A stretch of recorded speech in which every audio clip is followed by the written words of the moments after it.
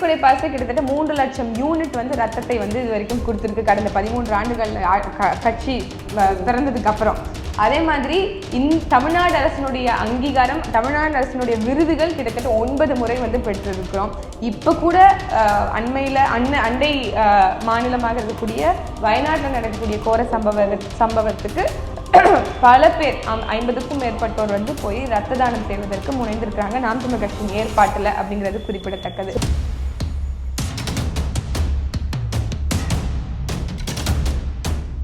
கூட்டணியில இருந்தது மட்டுமா, அன்னைக்கு பாஜக கவுற நிலைமையில இருக்கும்போது இல்ல நாங்க இருக்கோம் உங்களை காப்பாத்த அப்படின்னு சொல்லி தூக்கி பிடித்தவர்கள் இந்த திராவிட பெருமக்கள் தான்.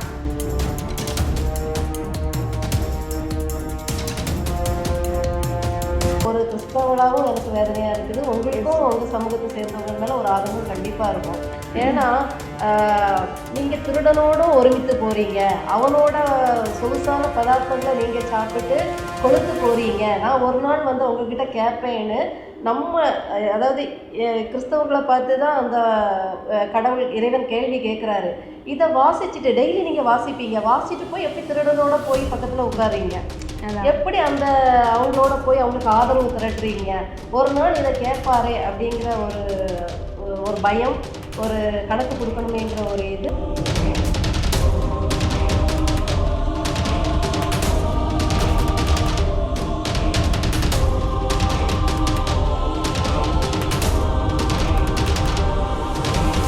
அரசியல்னாலே சாக்கடை அப்படிங்கிற இந்த மனநில மக்கள் மத்தியில் புறையோடு இருக்கிறத யாராலும் மறுக்க முடியாது.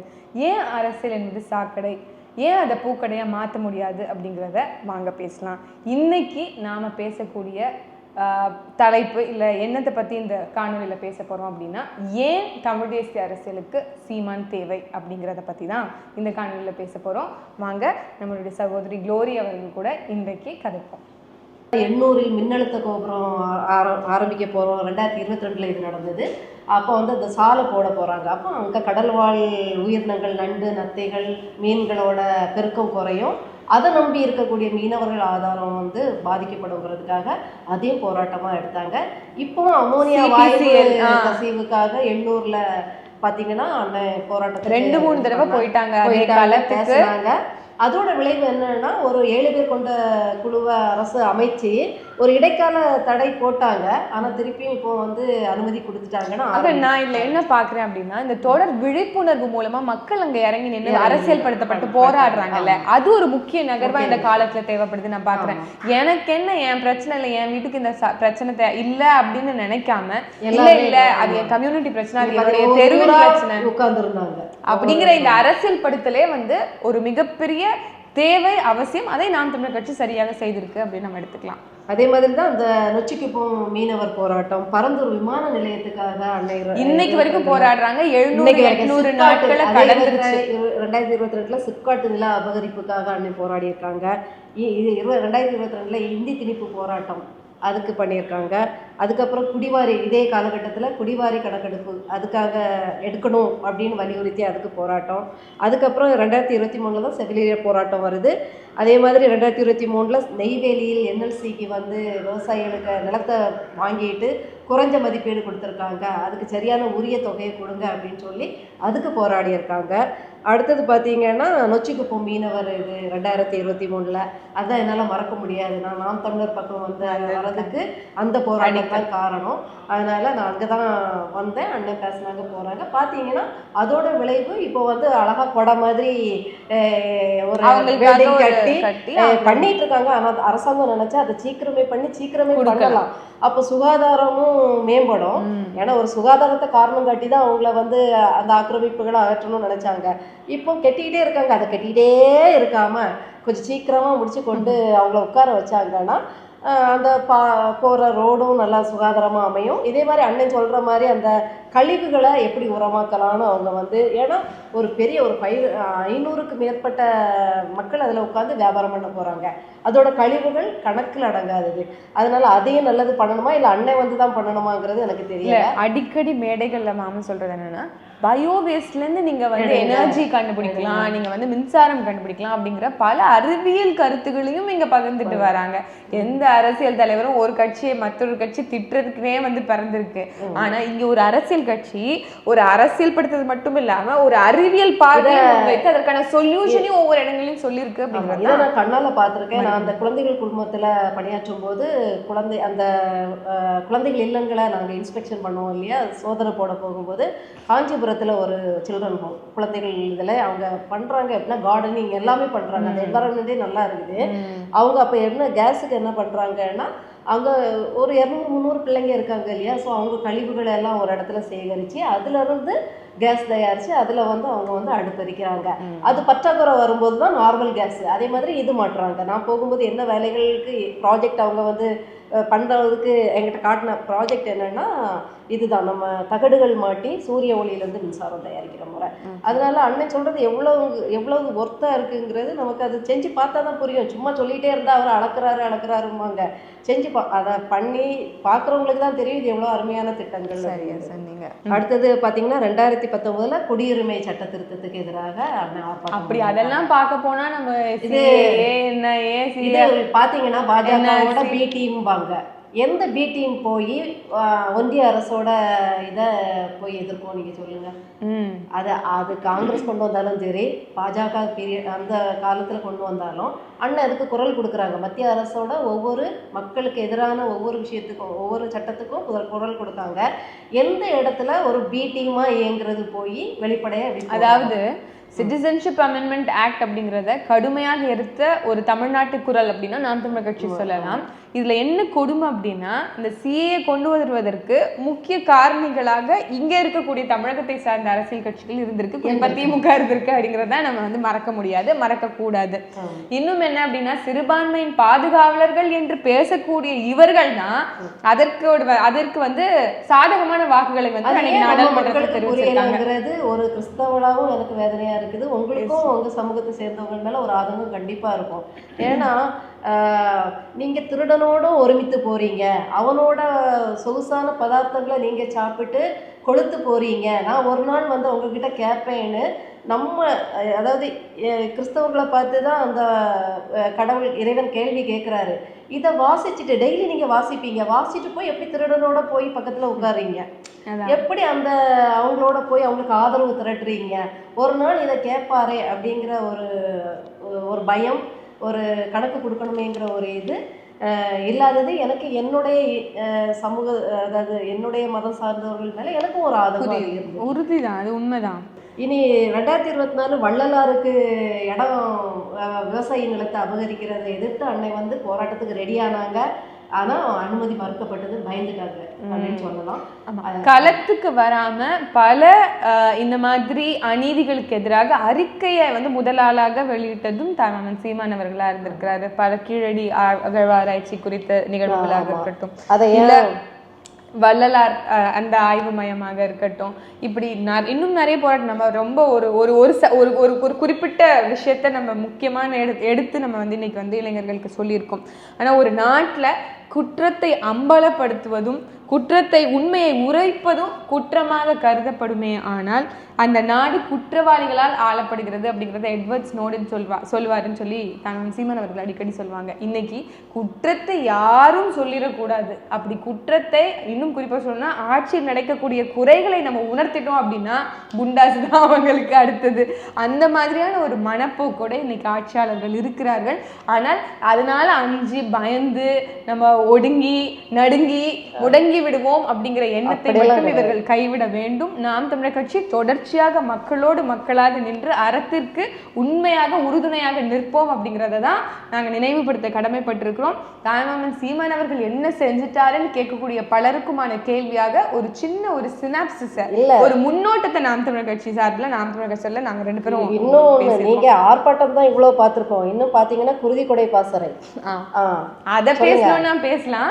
குருதிக்கொடை பாசறை கிட்டத்தட்ட 3 லட்சம் யூனிட் வந்து ரத்தத்தை வந்து இது வரைக்கும் கொடுத்திருக்கு. கடந்த 13 ஆண்டுகள் கட்சி பிறந்ததுக்கு அப்புறம்.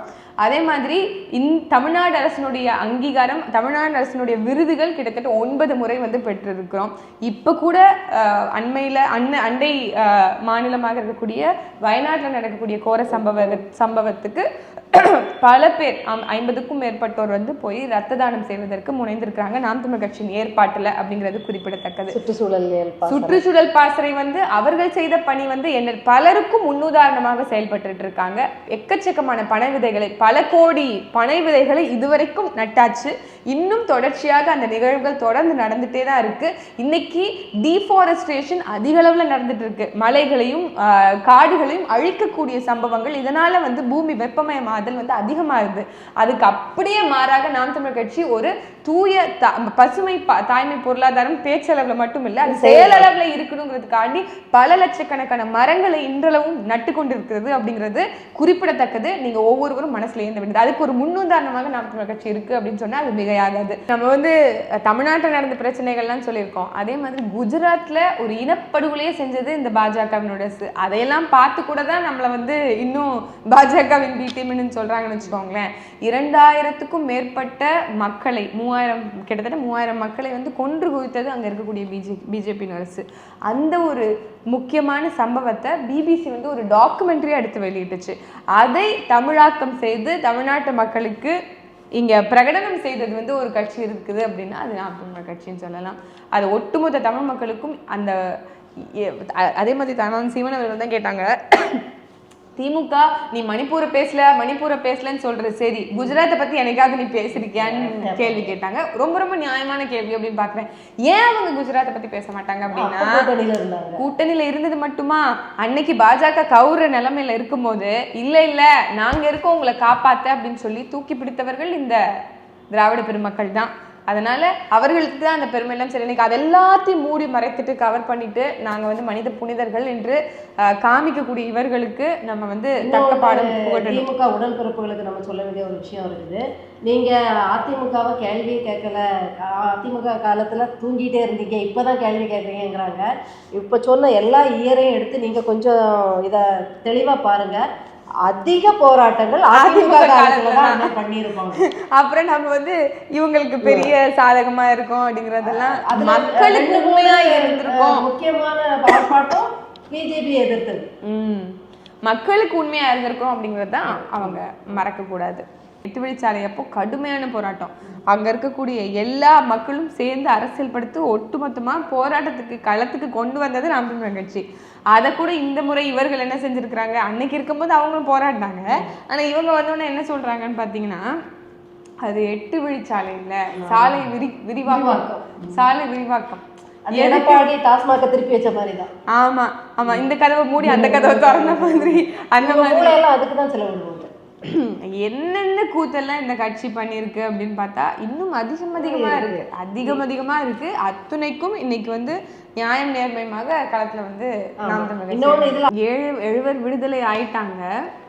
அதுக்கப்புறம் அவங்கள வந்து இதுல வச்சிருந்தாங்க, அது என்ன சிறப்பு முகாம்ல சிறப்பு முகாம்ல இருந்து எடுங்க வதை முகாம்னு சொன்னாங்க. கடுமையான எதிர்ப்பு, பலமுறை போராட்டம். அதன் விளைவாக அவர்கள் அனைவரும் விடுதலை பெற்றாங்க. அண்ணன் சாந்தன் அவர்கள் மட்டும் இறந்து போயிட்டாங்க.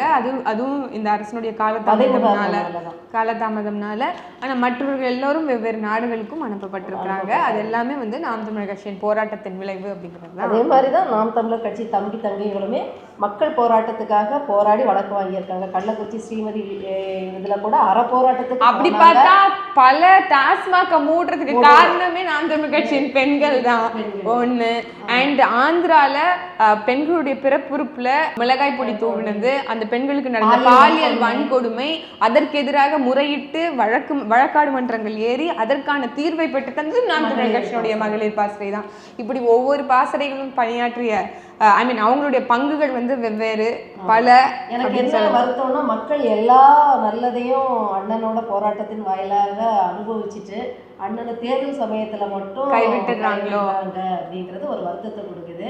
இருந்தாலும் இளைஞர்கள் மேல ஒரு நம்பிக்கை இருக்கு, வருங்கால தலைமுறை மாணவர்கள் மேலேயும் ஒரு நம்பிக்கை இருக்குது. மாற்றம் ஒன்றே மாறாது.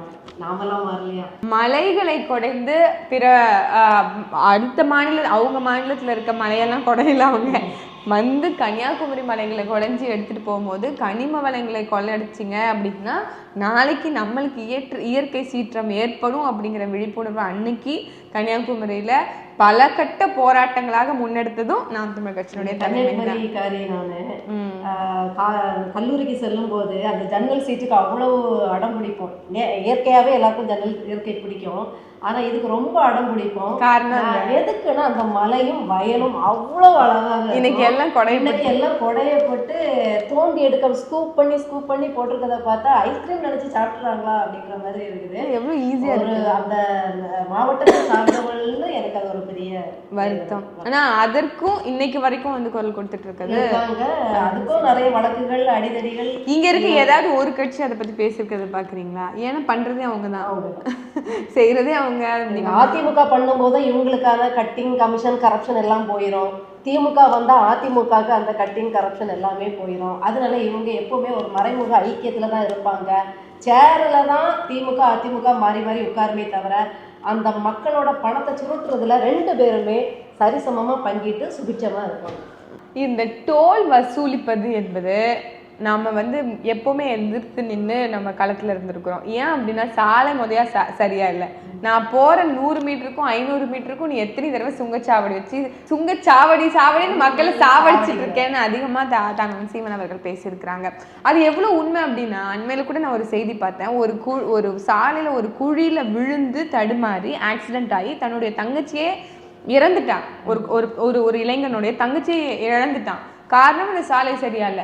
ஆனா தவறாம நீங்க வந்து ஹெல்மெட் மட்டும் போடலைன்னா நீங்க வந்து இது வாங்குறீங்க, அது என்ன சொல்றாங்க, அபராதம் வாங்குறீங்க. சுங்கச்சாவடிக்கு வரின்னு கொட்டி நாங்க தான் எல்லாத்துக்கும் அழியணும்.